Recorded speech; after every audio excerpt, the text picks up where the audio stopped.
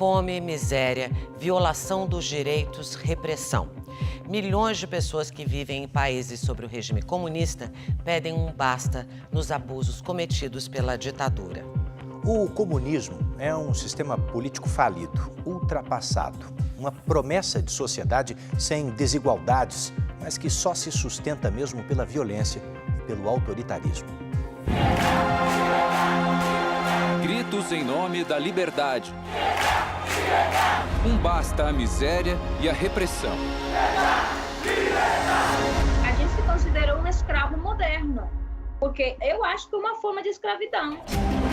Em Cuba, protestos contra o regime comunista se espalharam pelo país. No começo de julho, milhares de manifestantes, já descontentes com as ações do governo contra a pandemia do coronavírus, se rebelaram também contra a ditadura que se arrasta há mais de 60 anos. E a polícia reprimiu com violência. Centenas de pessoas foram detidas. Uma organização dissidente estima que pelo menos 5 morreram. Cuba, ele quer vender para o mundo uma coisa que não é. Protestos contra regimes comunistas se tornaram frequentes nos últimos anos e evidenciam a falência desse tipo de sistema político. Nenhum país deu certo o comunismo. É muito nítido que ele não deu certo porque as suas raízes sociais foram deturpadas. Aqui no mapa, a gente destaca os 5 países que podem ser considerados comunistas. A maioria fica na Ásia.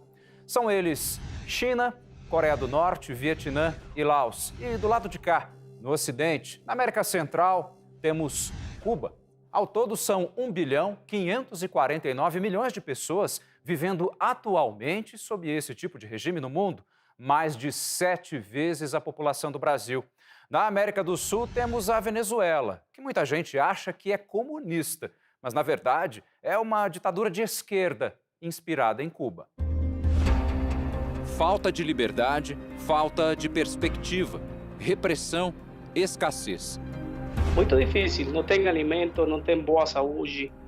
Faz 2 anos que Raul saiu de Cuba. Por ser contrário ao regime implantado pelos irmãos Castro, ele não se sentia mais seguro com a família na ilha comunista. Ao lado da mulher e da filha, ele veio para o Brasil. Cuba é um regime totalitário, né? Cuba é um regime autoritário.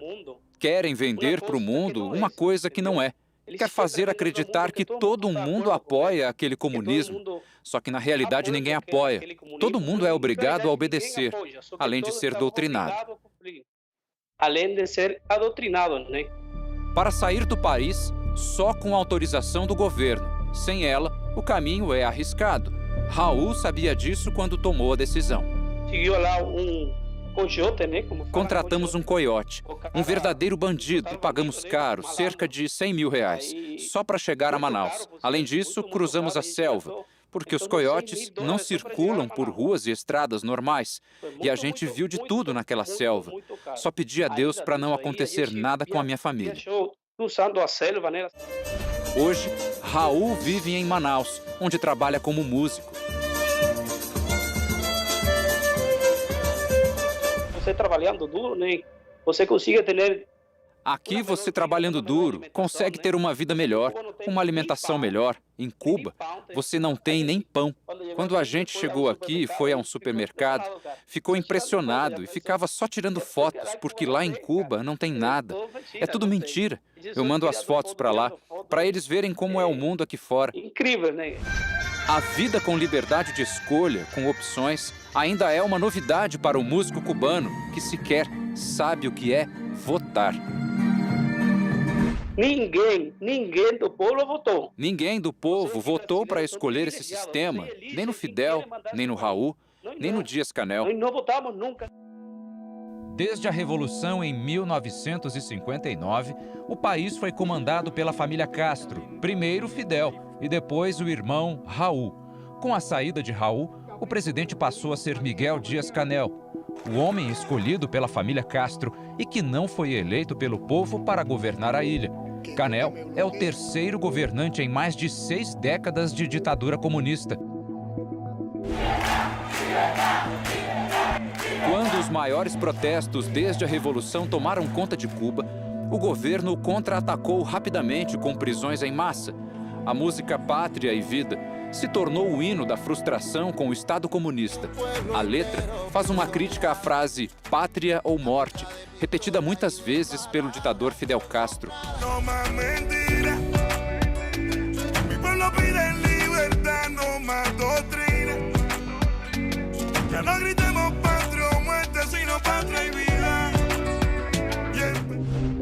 Familiares dos presos têm medo de gravar entrevista, mas afirmam às agências internacionais de notícia que a maioria foi para a cadeia simplesmente por gravar ou compartilhar vídeos das manifestações. Odete Hernandes e o marido publicaram este vídeo em uma rede social.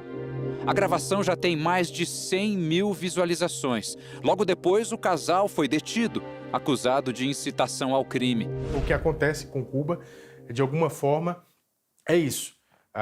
Grupos políticos que prometeram um pacote de sonhos, digamos assim, e que não foram cumpridos na prática, muitas vezes até contra a vontade de seu povo. Os protestos contra a ditadura cubana ganharam reforço na Flórida, Estados Unidos, onde vivem 1,5 milhão de cubanos e descendentes. O Jorge Fernandes chegou aqui há 14 anos e apoia o levante contra o governo comunista de Havana. 62 anos aguentando. Foram muitos anos aguentando abusos e sacrifícios em nome de um sistema que está mais do que provado que não funciona. A saúde está colapsada, não tem comida. As pessoas morrem esperando uma ambulância porque não tem gasolina. Ernesto Martínez é outro imigrante na Flórida que fugiu da ditadura cubana. Não há solução possível sem mudança.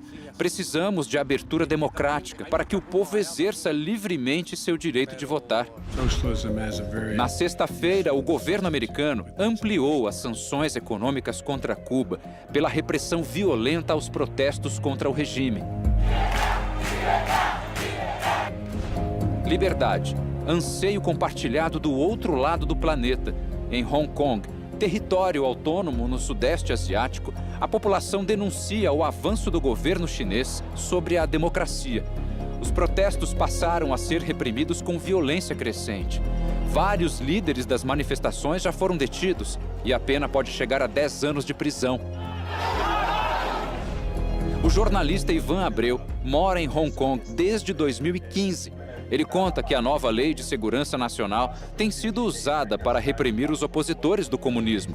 Criminaliza algumas atividades políticas, as pessoas estão querendo falar menos sobre isso, e inclusive entre colegas, assim, a gente vê que o tom das matérias, da crítica, tem mudado um pouco. O Partido Comunista governa a China com mão de ferro há 72 anos. Desde que Mao Tse-tung chegou ao poder. Mas, apesar de ser esse o regime político do país, a China se beneficia e muito do sistema capitalista. A administração política é rígida, mas a economia se aproveita das relações capitalistas, mantendo negociações comerciais lucrativas com países do mundo inteiro. A China, nós não podemos nem classificar como um exemplo de sucesso em relação ao comunismo.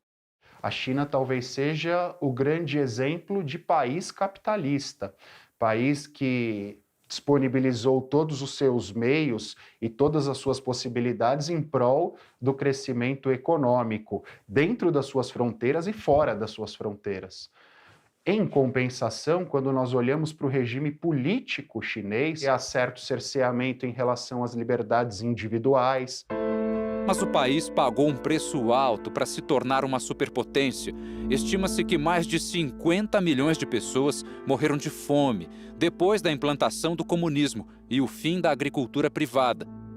Manifestações políticas são totalmente proibidas. O protesto mais famoso, da Praça da Paz Celestial, em 1989, foi duramente reprimido. 10 mil manifestantes podem ter morrido no massacre.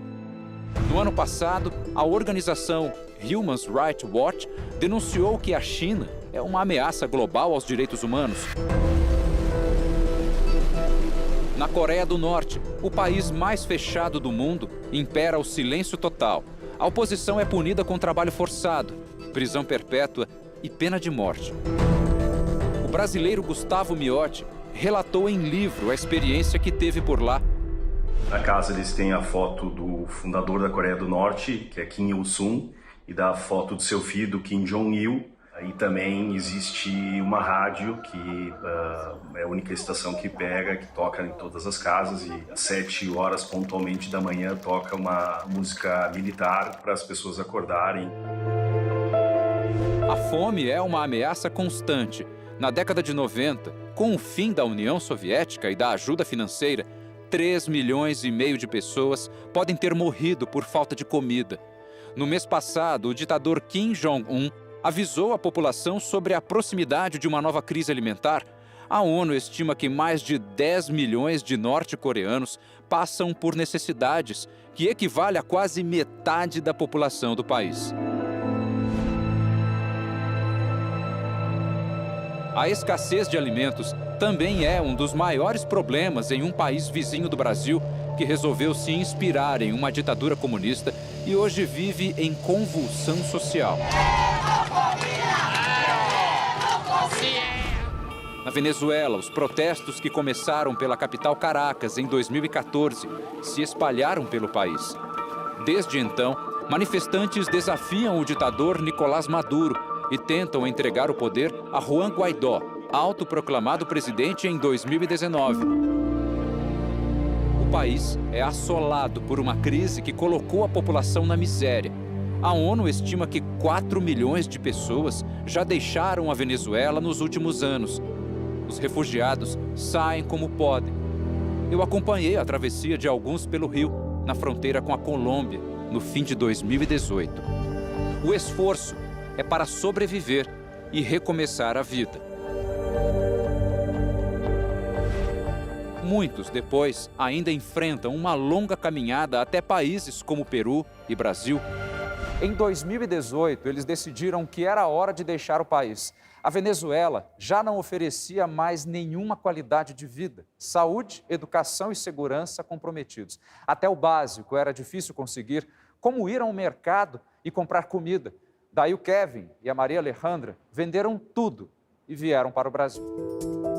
Em São Paulo, o casal de jornalistas vai refazendo a vida de forma simples.